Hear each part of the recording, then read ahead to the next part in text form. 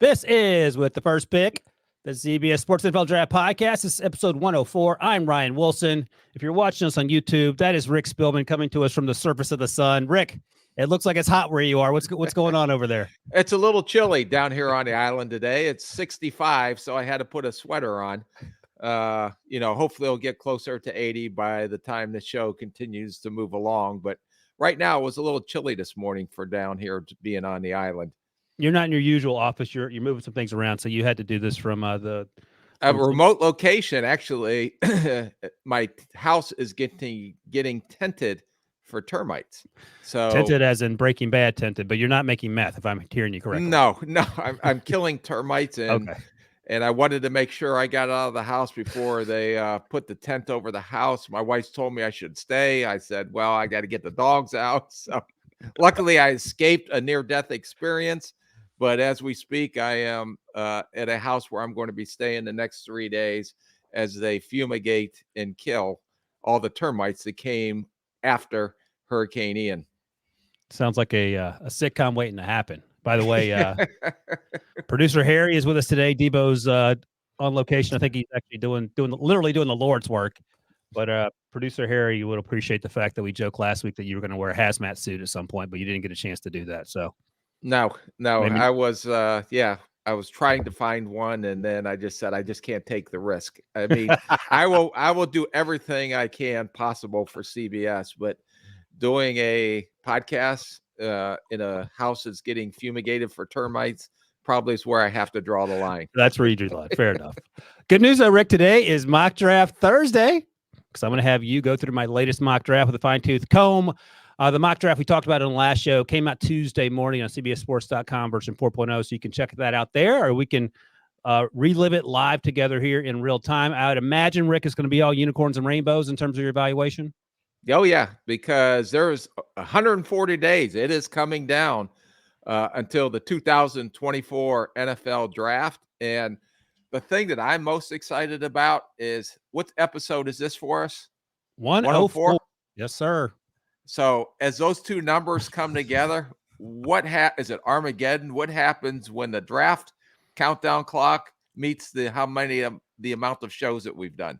It's going to be a rip in the space-time continuum. I think it's going to be crazy. It's going to be hold on to your hats, fellas. By the way, in case you missed it, Rick and I on Tuesday did another old Pop Drop episode where we talked about the Conference Championship Review Edition, looked back to some of the rookie performances as well from the quarterbacks, and ranked our top 5 rookie performers overall back from Week 13. Shout out to Will Anderson Jr.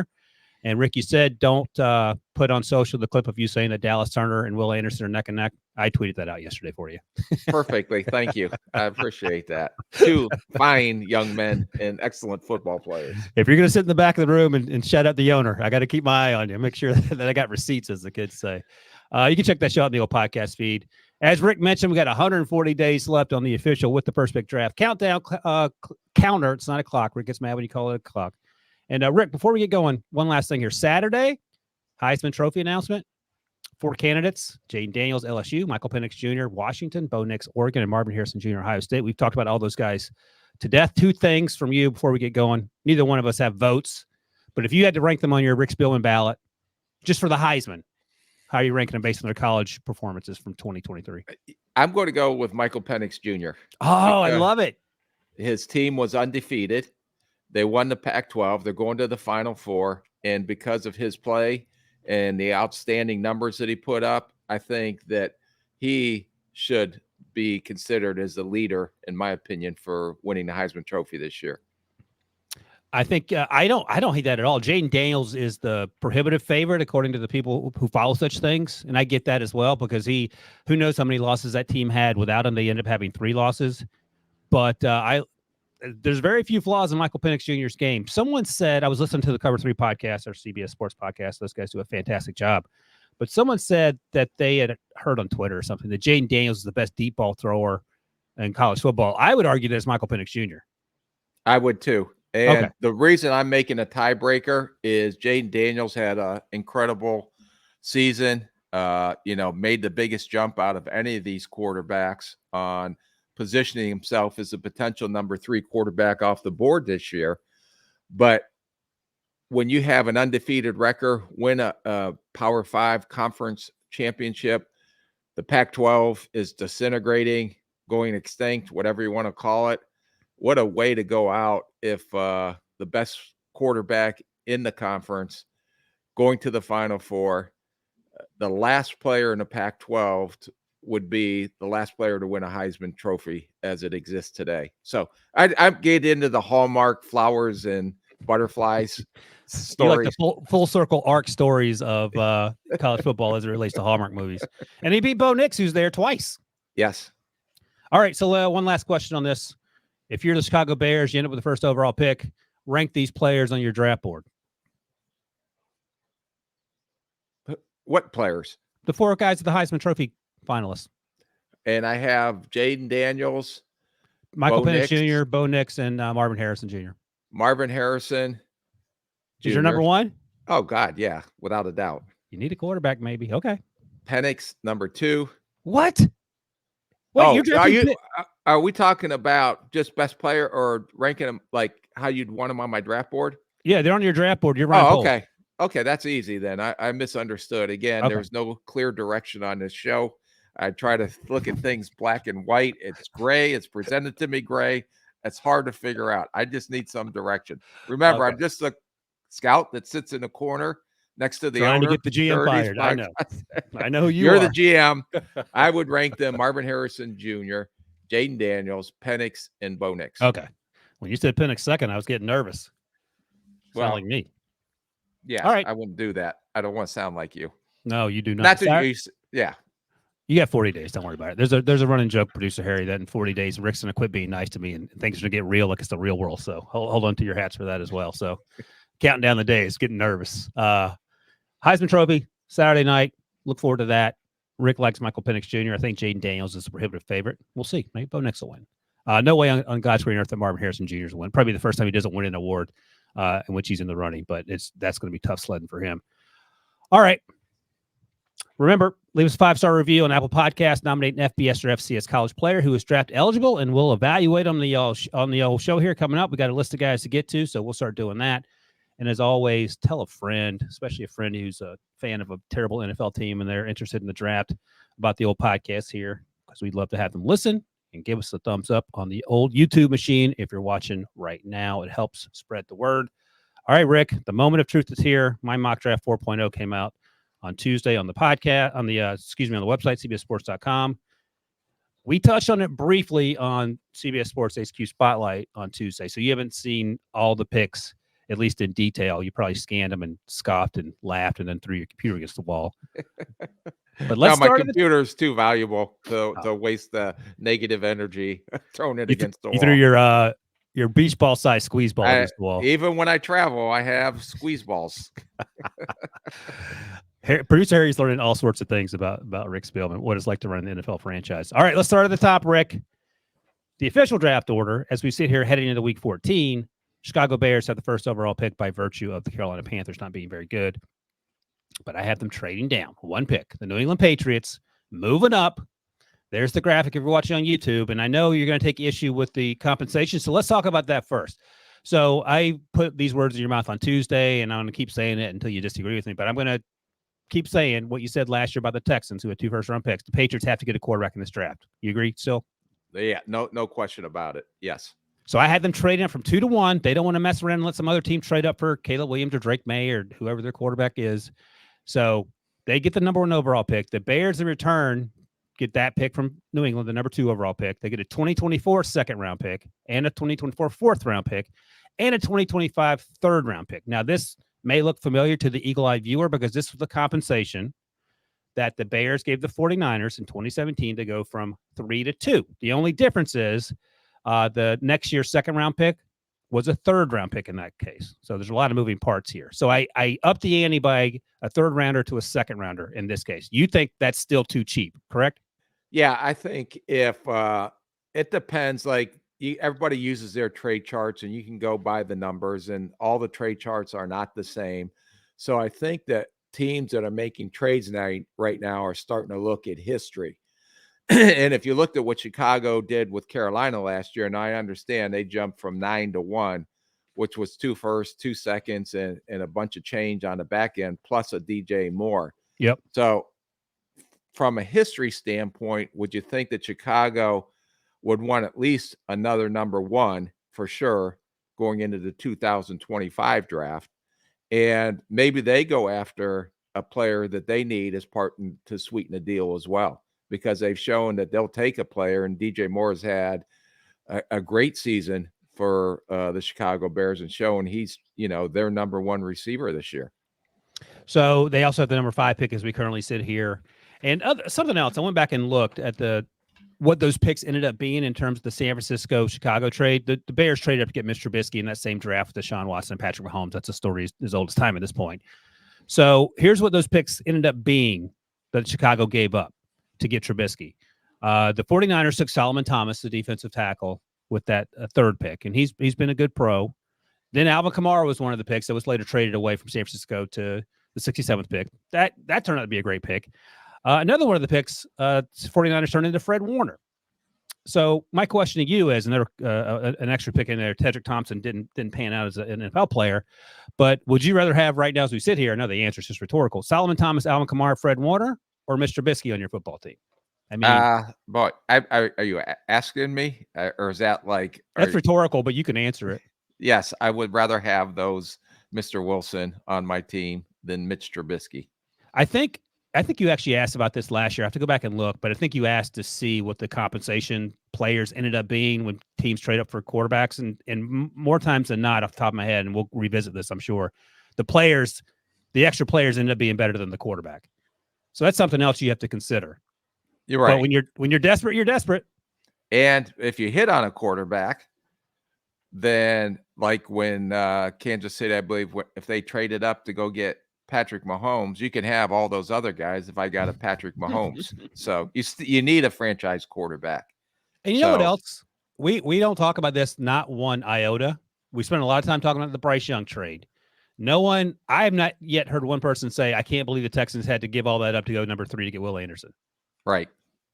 Because that's the point. You got to get it right. So anyway, that's the bones of the conversation for the trade up. So now that they've traded up, the Patriots have, and it sounds like they're going to have a new coach, and who knows what else is going to happen in the front office. They need a ton of help on the opposite side of the football.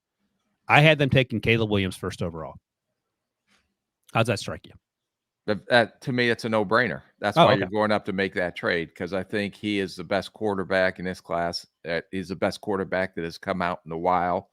And if you believe that and New England believes that, then you got to go get that guy, because when has New England ever been this close to getting a guy like a Caleb Williams? Never. Yeah, I don't know. Was Drew Bledsoe the first overall pick back in 93? If so, that's 30 years ago. That's the point. Right. It's been a while, and that was, gosh, I don't remember the coach. Bill Parcells came, Pete Carroll came, and then Bill Belichick came after Pete Carroll, I believe. But Parcells, that was right around the time that Parcells came to New England, but I don't think he was there when there was a reason he came to New England, is my point. So number 2, Chicago Bears, trade down one spot. I'm working under the assumption that they're going to roll with Justin Fields. Hopefully he plays well over the next 5 weeks and gives them some of the same answers that it feels like Kyler Murray has given Arizona, because it feels like, just on the outside looking in, that Arizona's happy with Kyler the way he's played. I certainly would be. And if they're going to stay with Justin Fields, they have a ton of cap space. Next year's year 4. Let's say Justin Fields plays well enough that convinces you to keep him, Rick. Are you going to give him the 5th-year option, which I think, does that have to happen in May? Yes, you got to make that decision. If he's going into year 4 next year. Year 4, yeah. So I believe you have to make that decision on the 5th-year option. Just like, or is it like, let's go back to Daniel Jones. Yeah. Right. Was he in the 4th year, going into his 4th year with the Giants? I just haven't looked that up, but I believe, and then they decided not to exercise the option. Right. I can't remember, and I apologize. Is it after year 4, or I think they have to do it? I think they have to do it this spring for Justin. Yeah. Okay, then you have to make that decision. So if they keep Justin Fields and plan on them exercising the option, and maybe they do something similar to what Green Bay did with Jordan Love. That's a good and point. then making out maybe a 2-year deal to see how it pans out. Maybe that's good for Justin Fields, because if he continues to ascend like he's been ascending over these last 5 or 6 games, then he's going to get a big payday a lot earlier than if he did some kind of long-term extension now. And Jordan Love's going to get paid this offseason. He has to. Yes, He's going he to get is. paid The way 40. he's been playing the last 3 or Yeah. 4 weeks. Yes. So that's betting on yourself and making it work out. So knowing all that, I have the Chicago Bears taking Marvin Harrison Jr. And, I keep coming back to the same old point.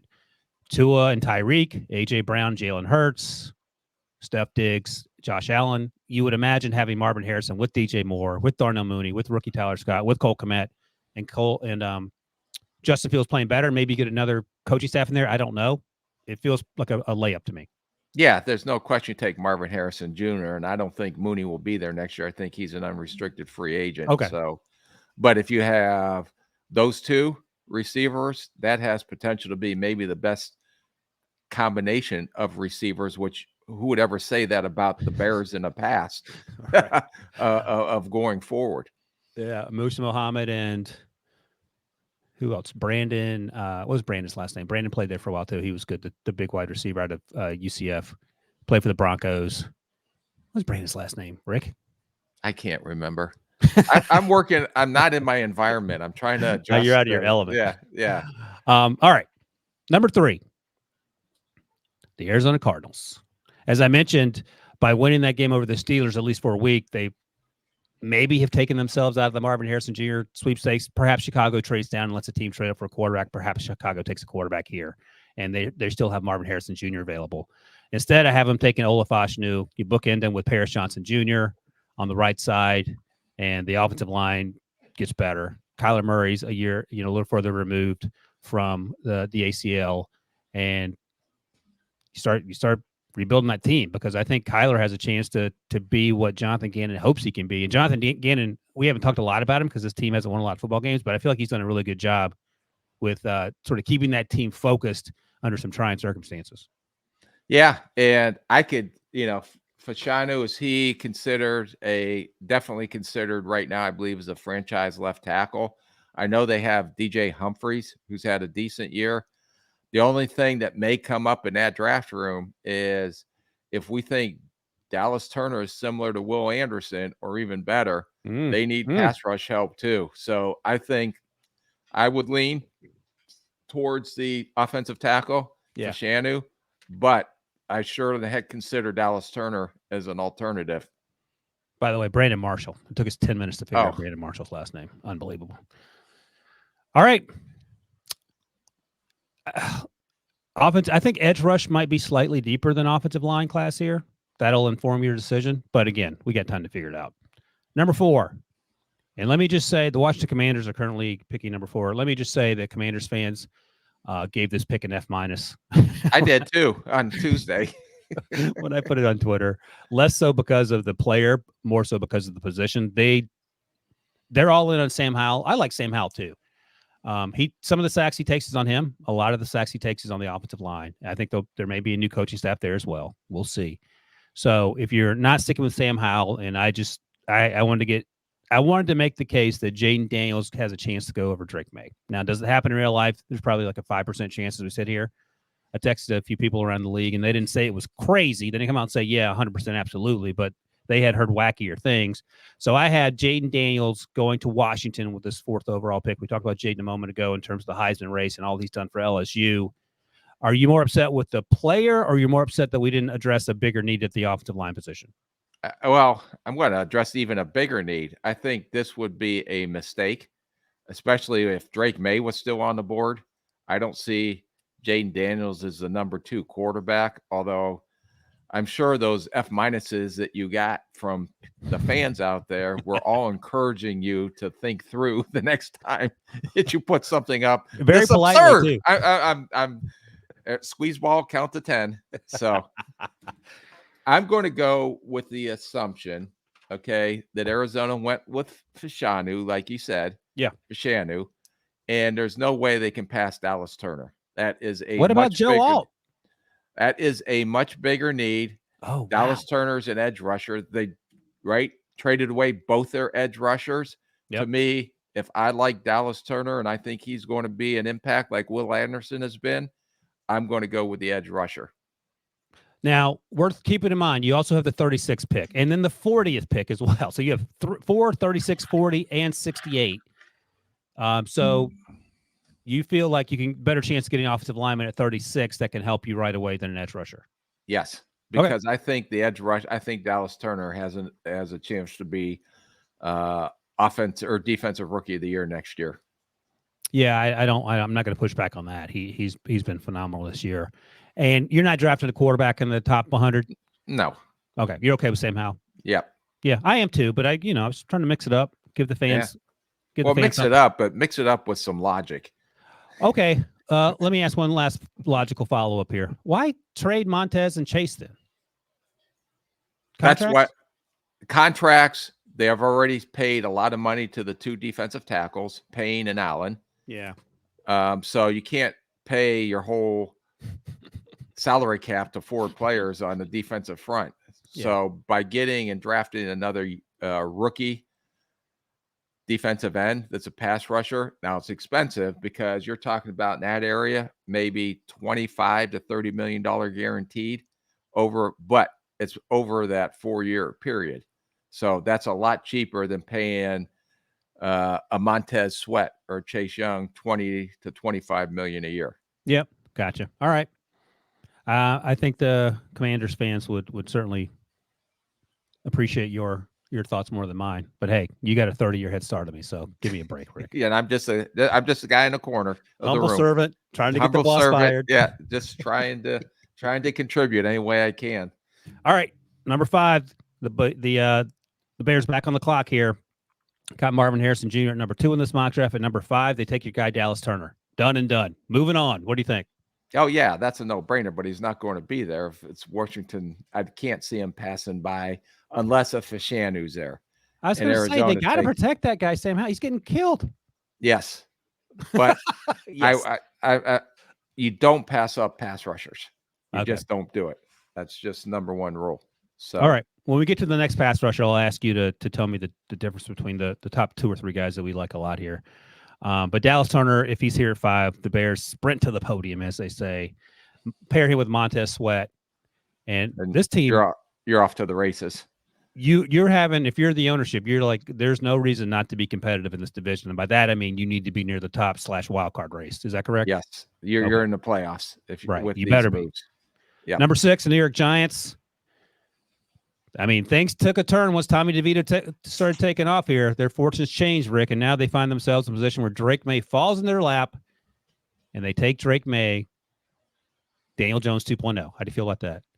I think he's better than Daniel Jones 2.0. So, yeah, this is a no-brainer. If it fell like this, you take the quarterback and you move on.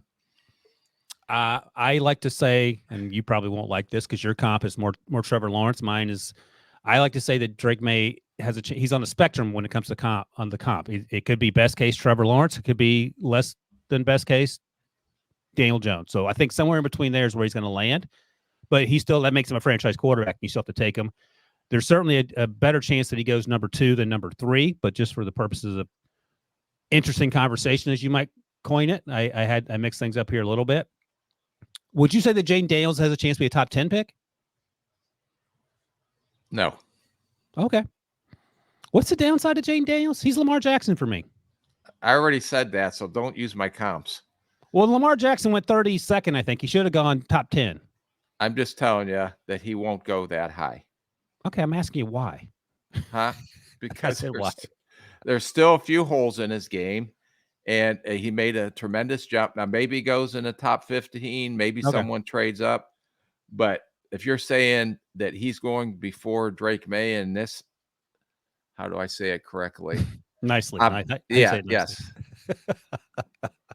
Dear squeeze ball. I am speechless. So Dear squeeze ball, give me strength. Yeah. In this controversial mock draft that you came out with, I cannot see it. And then I cannot see that if Drake May was already gone and Jaden Daniel was sitting there, that he would be right now. The Giants would be considering. Yeah, they're taking Joe Alt, I think, right? Yes. Yeah. And then they have more first round offensive tackles on the team than any team in human history. But that you got to do it. You got to fix it. Okay, so Drake May goes here. Daniel Jones, they still have to pay for one more year, but that might be best case scenario for all parties involved. But they're going quarterback if that's available. Or maybe you just roll with Tommy DeVito. Maybe you name him starter and just trade off all the other assets. Number 7. I'm raising my hand as the scout back in the corner sitting next to the owner. Mr. Spielman, what do you got? Nothing. I'm talking to the owner. Oh, what did you say? It's like this guy is absolutely lost his mind. The owner's like, who do you think should replace him? And then you give him your. I did it for 30 some years, maybe. Next up, the New York Jets. I have them, and I think in the actual draft order now that's come out, the Jets are picking ahead of the Giants. They're 6 instead of 7. But here, when this thing came out, the Jets were 7th. I had them taking Joe Alt. Yeah, that's a no-brainer. They got to take an offensive tackle. So let's say the roles are switched and the Jets are picking at number 6 before the Giants pick. Are you taking the quarterback or the tackle? Drake May's on the board. Oh, I'm taking Drake May. What if Aaron Rodgers specifically tells Douglas, please don't draft a quarterback? Do you care? No, I'm doing it. I'm doing what I think is best for the. Okay, I'm sorry, Aaron Rodgers. You're going to be here the next 10 years? Right. No. Okay. I got to do what's best for the franchise. Okay. I don't disagree with you, but I'm sure it wouldn't shock me if maybe Aaron wouldn't like the idea based on history that the team drafted a quarterback while he was still there. All right. So the Jets at number 7 take Joe Alt. Man, if they could get guys healthy along the offensive line, Elijah Vera Tucker was lost for the year. They would have a chance because that defense is so good. So Joe Alt makes a lot of sense there. Number 8, the Tennessee Titans are on the board. Will Levis, we talk about him every week. When we talk about Bryce Young, and both quarterbacks spend a lot of time running for their lives on Sunday. So I had the Tennessee Titans taking your guy, right tackle out of Alabama, J.C. Latham, who we've talked a lot about as well. Any concerns here? No, they need offensive line help desperately, especially at the tackle position. Dillard is I would call him a free agent. He is not the answer at left tackle. And was it Petiti Frere? Petit. From Ohio. Is a right tackle, and he's injured all the time. So you have to take care of that offensive line. Drafted Skoronski last year in the first round. He's been good when he's been healthy. He did battle the appendectomy. There's no conversation like there was with, who's the right tackle from Alabama who plays left tackle for the Browns, got hurt? Willis? Yeah, there's no conversation like there was with Wills about moving him, Jedrick moving him from right to left with J.C. Latham, right? No. Okay. No, put J.C. Latham at right tackle. If he has potential to be a Pro Bowl player or a blue level player, don't take a player that plays at a blue level and move him to a different position where he can be red or just an adequate to marginal starter when he can be a potential Pro Bowler. Example, Tristan Wirfs. Yeah. He's been maybe one of the best right tackles. That's where he played at Iowa. Since he's entered the league. They moved him over to the left side. Now he's got the athletic skills, but he has struggled more this year than he ever has with that switch. Okay. I'm fine leaving him there. I just know that, as you mentioned, Andre Dillard isn't getting the job done. So they got to figure that out. But it feels like they're going to roll with Will Levis, who's flashed some not only arm strength and athleticism, but as Rick, you said Tuesday, you love his grit. He's probably the toughest player on that team on offense with the way he plays. All right. Number 9, the New Orleans Saints. No quarterbacks available here. What if Jaden Daniels were available here? Will you consider Jaden Daniels? That'd be interesting. Yeah. That'd be an interesting conversation because Derek Carr, I think he's been, I would consider him a almost bust level big signing free agent this year. It's been tough to watch. And New Orleans and their philosophy down there is always in the now. They never really plan towards the future, but a quarterback of Jaden Daniels' status is sitting there, and he's 60 miles from where you play, and his name, you don't think that would generate a lot of interest and a lot of excitement down in New Orleans? Yeah, and I mean, they love Taysom Hill. He's an upgraded version of Taysom Hill in terms of the quarterback position. Oh my God, it's not even close between those two. I'm just saying that he's an athlete. They like Taysom Hill doing the crazy athletic stuff. Jameis has lost weight, but I wouldn't categorize him as sort of the athlete that Taysom and or Jaden is. Either way, Derek Carr has hit a rough patch. as I sometimes tell my kids. All right, number 9, I had the New Orleans Saints instead, since the quarterbacks are gone, the top 3. Malik Neighbors, also 60 miles down the road. What do you think of this? Yeah, I think he's a number 2 receiver coming out of this year's class. So I think they need to add another partner. Michael Thomas can't stay healthy. They need another big playmaker to go alongside Olave, and this would be a great 1-2 combination. I'm still not sure who my number 2 is going to be because these guys are clumped together, and it could go any number of ways, and I wouldn't be mad. At number 10, I have the Tampa Bay Buccaneers going down the same road, and you can tell me if they need to target another position, but I had him taking wide receiver Rome Odunze out of Washington, who has had a fantastic season for the Huskies. Yeah, and he's almost and you could disagree with me, but I don't care. He's almost Mike Evans-like type downfield, big, physical, fast receiver that goes up and gets the ball. So maybe he ends up being a Mike Evans type receiver for the Tampa Bay Buccaneers. And this is Mike Evans' replacement, who they haven't signed to an extension. And I think it's going to be very difficult for them to sign to extension in the offseason because his contract's up. And he just went, 10 years in a row with plus 1,000 receiving yards. So yeah. I think this would be a similar comparison to maybe a Mike Evans down in Tampa with his style of play, with the Dunze style of play. So I'm looking at Mike Evans' combine stats. I'm trying to find what's his 40 time, because he's slowed down a lot. Oh, he didn't run the 40 at the combine, so there you go. He slowed down a lot, but coming out, he was plenty fast enough. He wasn't Tyreek Hill fast, but he was long-legged, stacking guys, contested catch guy at Texas A&M with Johnny Manziel.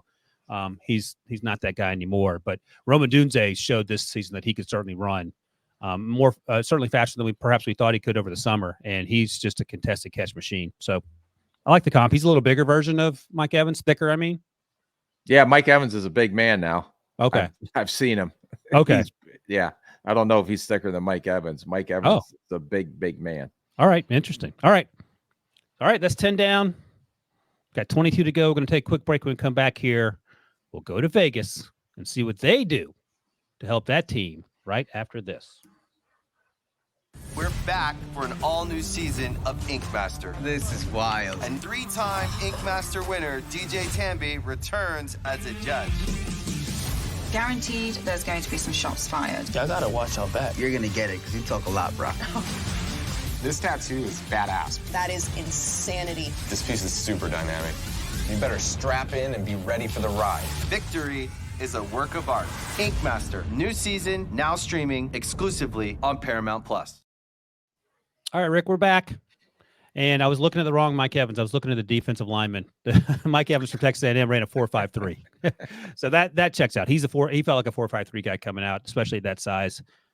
Plays faster than that. But just for clarification before people get angry. All right, let's pick up the pace later a little bit. Got some picks to get through here. Las Vegas, number 11. There was a story that came out after they fired the coach, Josh McDaniel, that the general manager wanted to trade up for CJ. Josh loved Bryce, so they just stayed put and signed Jimmy Garoppolo and drafted Tyree Wilson, who battled injuries early in the season here. So this time around, I have them taking Michael Penix Jr. at 11. Too rich for you? We okay with it? What do you think? Well, they need a quarterback because Garoppolo is not the answer. He's been benched, and then Aiden O'Connell is, to me, a solid backup that will be a solid number 2 veteran guy. I don't think he is what you would say a 17-game starter that is going to get you into the playoffs every year. So they have to do something. And if Penix Jr. and depending on who the new front office and the new coach coming in is, but if you look at the old Raiders way, they love to get speed on the outside and throw the ball down the field.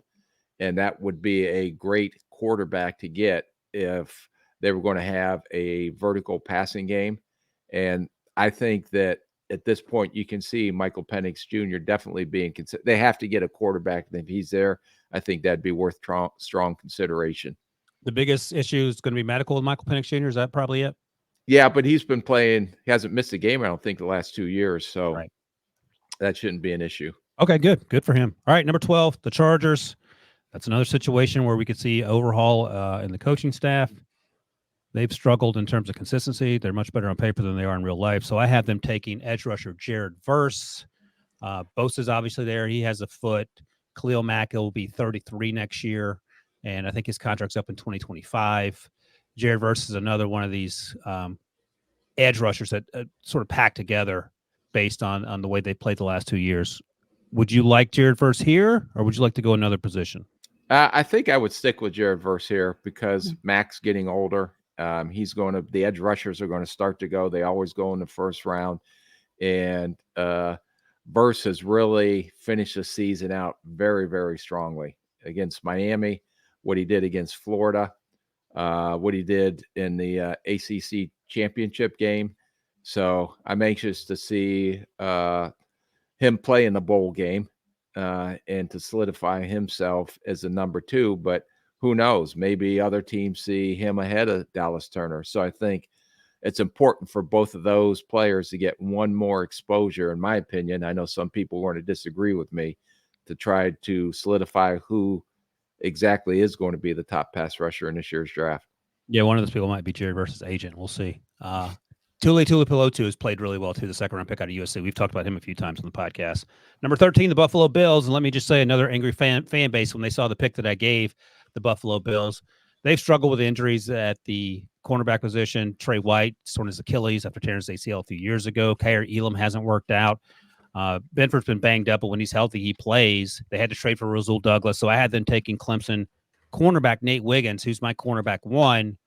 He's had a good season, and we've talked about him a little bit. He's tackling a little better than he was last season, which is something we wanted to see. But in terms of coverage, he's probably the top as far as I'm concerned. The Bills fans wanted desperately a wide receiver here, but I went with cornerback. Any thoughts on either of those positions? The only thing I would say, they may be a little scarred because Elam has been a bust, and there were some similar traits to Wiggins and Elam, man cover guys that weren't very strong in support. Wiggins is a little bit more willing, in my opinion, than what Elam's was when he came out of Florida.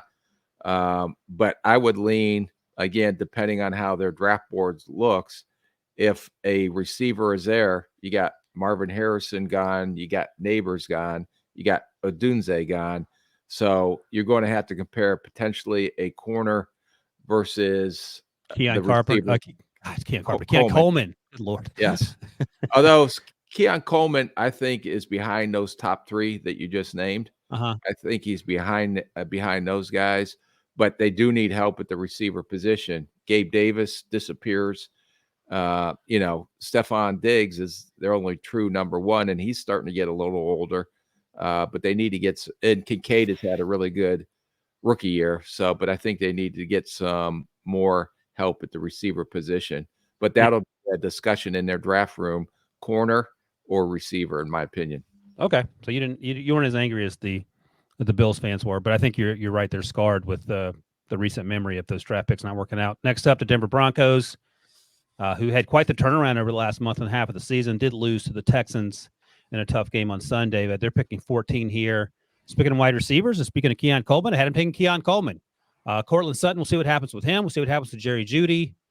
I think that Keon Coleman, I don't know if he's going to end up being wide receiver 4, but he's going to be in the first-round conversation. He's big, he's strong, he's fast, he has return ability. Keon Coleman, too rich for you, another position? I may consider the edge rusher here as well. Latu? Because Latu, if he's still on your board. He is. I would consider that as a potential if he checks out medically. Yeah. Especially when you're playing against Patrick Mahomes and you're playing against Justin Herbert. They got Browning and Cooper. They're 2 young pass rushers, but they got rid of Randy Gregory, as you recall. They cut who was that played with Kansas City last year? They signed him, and then I think he signed Frank Clark. Oh, Frank Clark, yeah. Yeah, so he's gone. So I think that I would, again, knowing the group of receivers, that I'm going to go with the edge rusher here if he checked out medically, and I would go with Latu. All right. Well, funny you mentioned Latu because at pick 15, Seattle Seahawks are on the board, and they go up the street to Washington. Excuse me, UCLA used to play at Washington. Go down the street, get Latu, edge rusher here. Everything with him is going to be medical, as you mentioned, because everything on the field screams first round pick and game changer. Yes. Yeah. No. If he's there, then to me, that's a no brainer. They need help rushing off the edge. So this would be a very good pick for Seattle. All right. Number 16, the LA Rams. And they had a great draft after going what felt like 20 years without ever drafting a player because they kept trading the picks. Did win the Super Bowl. But this time around, I had them taking Amarius Mims, right tackle out of Ohio State. They took Steve Avila last year. He's out of Georgia. Ohio State, out of Georgia. Thank you. I was trying to remember Steve Avila as the second round pick they took in the spring draft, who starts at guard for them. Amarius Mims out of Georgia, battled ankle injuries all year, got hurt again in the conference championship game, had to leave late in the first quarter, I believe. His first start was last year against Ohio State in the playoffs and played out of his mind. And that's what generated that buzz. You got to do a lot of homework on Amarius because you haven't seen a lot of him, assuming he comes out, correct? Yeah, no, and I would be very cautious of taking him here there where you have him. Yeah. I would be. Guys that are hurt are always going to be hurt. He hasn't played a full season where he's been completely healthy. And I know he wasn't a starter last year, and you see the flashes. They have Haverstein, they drafted last year Avila, the kid from TCU, who's having a really good year. Mm-hmm. I can see them, looking at an offensive lineman here, but I don't see Mims. And Mims plays on the right side. If they need any help, they need help at the left tackle position. Yeah, that's going to be an interesting one to watch because the athleticism and the power is there. It's just if you're not playing. My personal opinion, just the guy sitting in the corner on this podcast, just throwing my 2 cents in. I would not draft this player this high because of the durability concerns. No, that's a fair concern. Duly noted. Thank you for telling the owner first, but I appreciate the input. All right, number 17. And I'm surprised this didn't get more pushback because I had Brock Bowers lasting all the way to the 17th pick. And if you read the fine print there that producer Harry has on the screen, I note that in the last 20 years, 19 tight ends have gone in the first round. 5 of those were selected in the top 10. The other 14 were drafted between 19 and 32. And the point is that even though we love a lot of these players, and I absolutely love Brock Bowers, NFL teams typically push them down the draft boards because of their positional needs. So if he's here at 17, you take him and you move on if you're the Bengals, correct? Yeah, well, as fast as Chicago ran with Marvin Harrison's card to the podium, can you imagine Brock Bowers in that offense? They're missing a tight end right now. T. Higgins is out of contract this year. He hasn't had a great year. Tyler Boyd is, I believe, coming up into free agency as well. So you're going to need playmakers, and they haven't had a true playmaker at the tight end position. But you add in a Brock Bowers, this to me is a no-brainer if he's actually sitting here. Yeah. And the only reason that he would probably fall is because he had that ankle surgery during the season and hasn't quite looked like he was. What it's incredible he's playing right now on that ankle. So I would say that you're going to get a player that probably would have been a top 10 pick if he didn't get hurt this year. No, I agree with you. Next up, 18, Arizona. It's the pick from Houston when Houston traded up last year to get Will Anderson Jr. So they got Olaf Hashanu at number 3. They circle back and get Mika Ibuka, get another weapon for Kyler Murray. Any objections with Ibuka, who's battled injuries this year, hasn't looked quite the same? He's a second-round pick to me. He's behind all these other guys. So I think that he hasn't looked at the same juice as he had. He played good in Minnesota. They played okay, had a drop on a slant route in the Michigan game. Let's see how he finishes out over these playoffs. But if I were him, I would go back to school because I think if he goes back to school, depending on what they do at quarterback now, because their quarterback jumped in the transfer portal, McCord. But I would go back to school and come back next year and probably be the number 1 receiver on the board going into it. Is this too rich for Adonai Mitchell? I mean, we're at pick 18 here out of Texas. You got Mitchell. You got Worthy, who's probably too rich. You got Leggett. Your guy Leggett. There's a couple guys in there. And what about, we didn't even talk about McMillan. Jalen McMillan at Washington. There's a lot of guys, and these guys are going to start popping here. Yeah. Jalen Polk, So, the other teammate out of Washington. All right. yeah, All right. That's a there's little breaking news there. a lot Would you be of okay with a wide receiver here for Arizona, though? yes. Since I already got would you take with their first pick? Fashanu.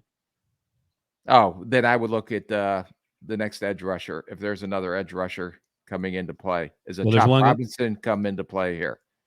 All right. There's one that comes up with the very next pick at 19, the Atlanta Falcons, taking your guy JT Tuimoloau out of Ohio State. Too rich, or Too rich. You think so? Because he flashes, and then times you don't see He's him more as much. disruptive than productive. Yeah, that's he a better way has of to putting it. put production on. And to me, other guys were more productive as edge rushers than him that are equally as talented. He's long, he's athletic, he plays hard. He just needs to finish and be more productive. Too Okay, high.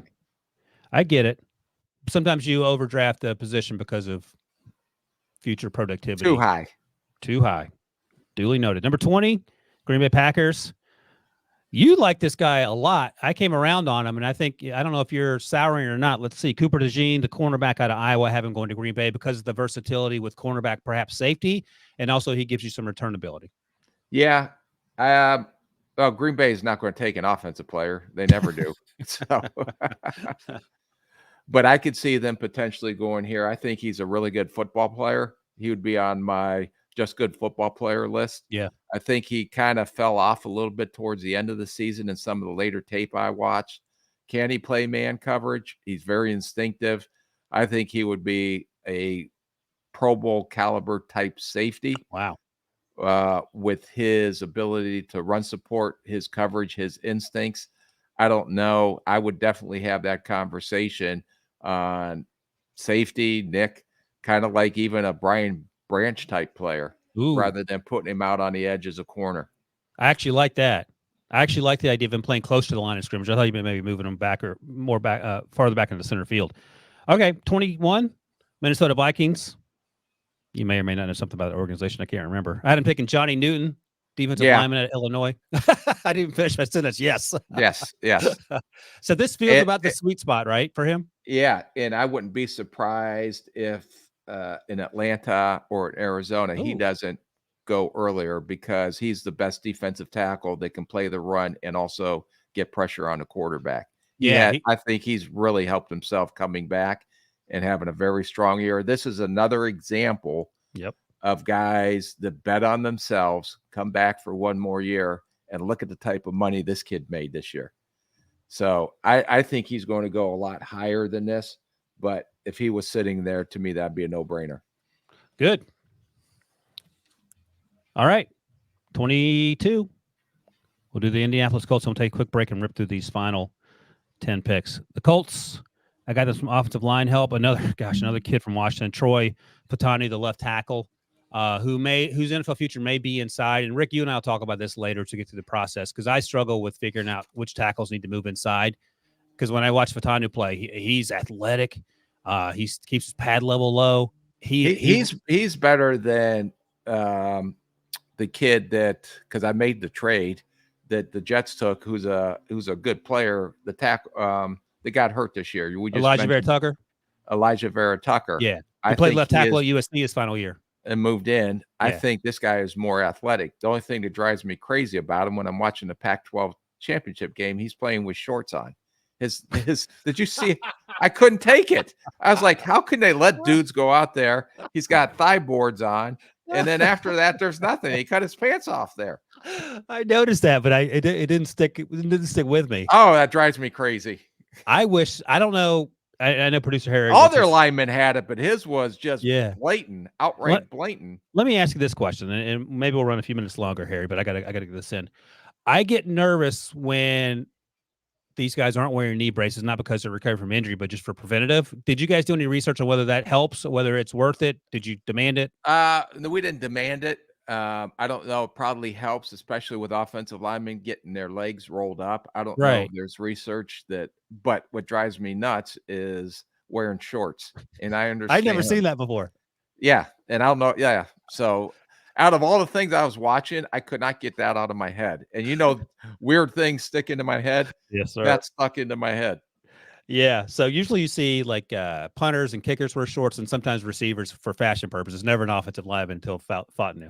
Yeah, he's going to know. He has to know. He has to wear pants with knee pads when he comes to the NFL. That is a role. And producer Harry, just so you know, in the combine interview process, that will be the very first question Rick asks him.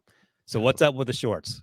Yeah, dude, what are we doing with our life? You're an offensive lineman. You kill people. You're athletic. You you do everything right, but you wear shorts when you play. All right, let's take a quick break. When we come back, we'll rip through these final 10 picks, and we're going to go to Pittsburgh. What can they do to fix all that ails that team right after this? A Game of Honor. The Army-Navy game presented by USAA. Saturday on CBS and streaming on Paramount+. All right, Rick, I'll read you these off, and we'll go through these pretty quickly so we can get out of here at a reasonable time. And then if you have some points of contention you want to make, by all means. 23, the Pittsburgh Steelers on the clock.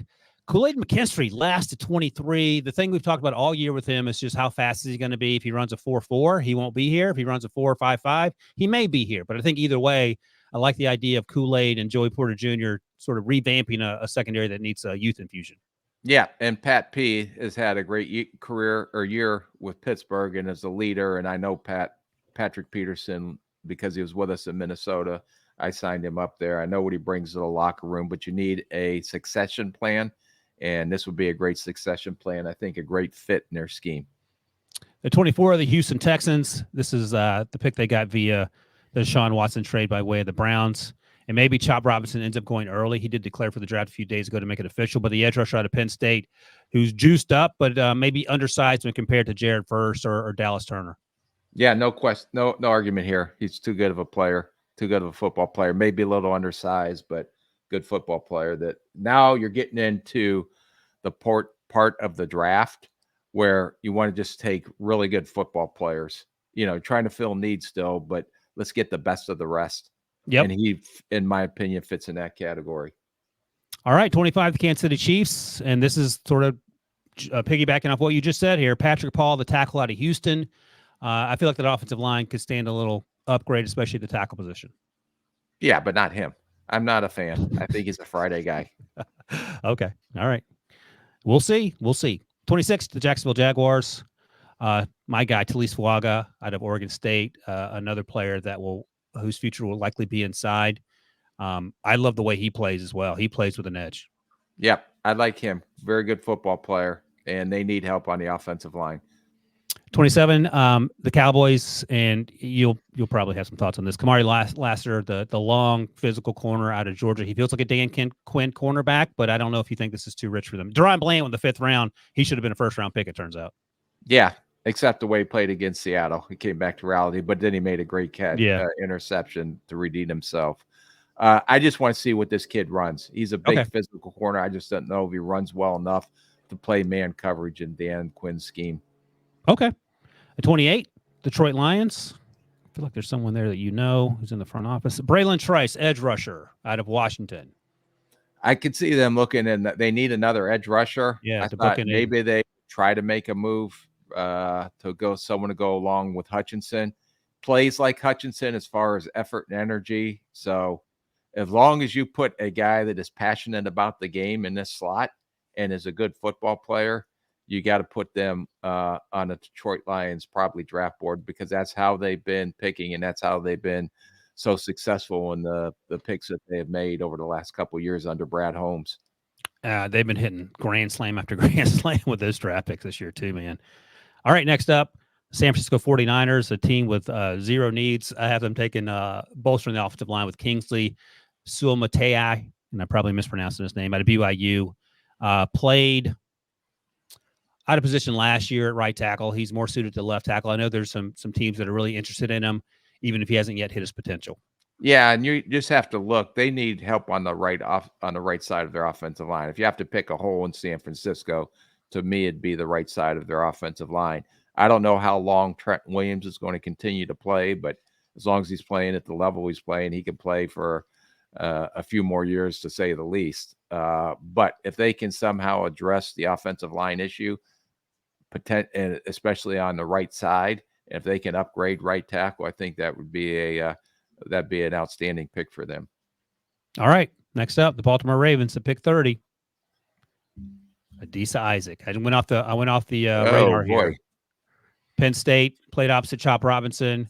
I just want to throw one in there, talking to your point a few minutes ago about how sometimes you don't see this guy coming, the player that gets drafted in bottom 5, 6, 7 picks of the first round. And we talked about Isaac on the podcast a few weeks ago, and we liked him. We didn't talk about his first round pick, but this is one of the flyers, maybe a guy who rises up draft boards after the All-Star games and the combine and whatnot. Yeah, he sticks out on the tape, and a lot of people I've talked to said this is one of the big climbers. There you go. So he could potentially land somewhere in the first round by the time this pre-draft process is all said and done. And he feels like an undersized, athletic Ravens type edge rusher that we've seen with Adafe Owe, David Ajabo. So who knows? Pick 31, the Miami Dolphins. I got some offensive line help with Graham Barton, left tackle for Duke. His future is going to be at guard or center to bolster the interior offensive line. Any pushback on that? I know you like Graham Barton a little more than I do. I do. I think this kid's a great football player, and I wouldn't be surprised if he went up at the Detroit pick because of their situation. Big V, the right guard for him is hurt all the time. You got their left guard, the kid out of Ohio State, who's up after this Jordan. year. So I can see him being an ideal Detroit pick too, because of the style of football he plays and a type of football character that he has. That would be a home run pick, in my opinion, for Detroit Lions if they took him earlier. And so also by extension, the Miami Dolphins as well. All right, number 32, final pick in the first round, Philadelphia Eagles. And you could go any number of ways here. I got them more help at the wide receiver position. Adonai Mitchell. They have A.J. Brown. They had Devonta Smith, but not much after that. You have Dallas Goedert, of course, when he's healthy. I got Mitchell, who we've liked a lot, and I think has grown a lot as a receiver. Big target, twitchier than maybe you might think upon first viewing out of Texas. Yeah, I think they'll go with best football player. Ideally, if they're picking this low, if there was a linebacker there, because they desperately need linebacker help, in my opinion, Kobe Dean is always hurt. Yeah. They've just signed Shaq from Indianapolis Colts because they're hurting at they got waived. Shaq Leonard. Shaq Leonard. Yep. So I think if there was a linebacker, I didn't see a linebacker yet that should be taken this high, but if there was a linebacker that could fill a need, and we'll see how the process, and I think it's too early for Trotter, too early for Carter down in the Clemson kids. I don't know, this Texas A&M kid who I want to go back and do the linebacker there. Smile Munden. We haven't talked a lot about it at Georgia. At Georgia. Yeah. Eichenberg is too rich right now. I think he's a Friday guy. There's not a lot of, I didn't see any first round linebackers, but if there was one that potentially popped up in this pre-draft process, maybe you go that direction. Yeah, no, I get it. Then that was exposed. Definitely secondary help, especially if there's a corner left. I would do corner first if there was a corner left on the board that I liked. Yeah, and that came into full display in that game against the 49ers on Sunday. That was it did. Fun watch as an Eagles fan. All right, Rick, we did it. Under an hour. That's a wrap on episode 104. Thank you, Jesus, that Rick didn't get caught in the tent and get fumigated to death, so he's healthy. Thank you all you guys who watch and listen and comment. We appreciate you. Thank you, as always, to my guy, Rick. Thanks to producer Harry for sticking in for Debo here. We'll be back on Tuesday to talk more NFL draft. Have a good weekend, guys.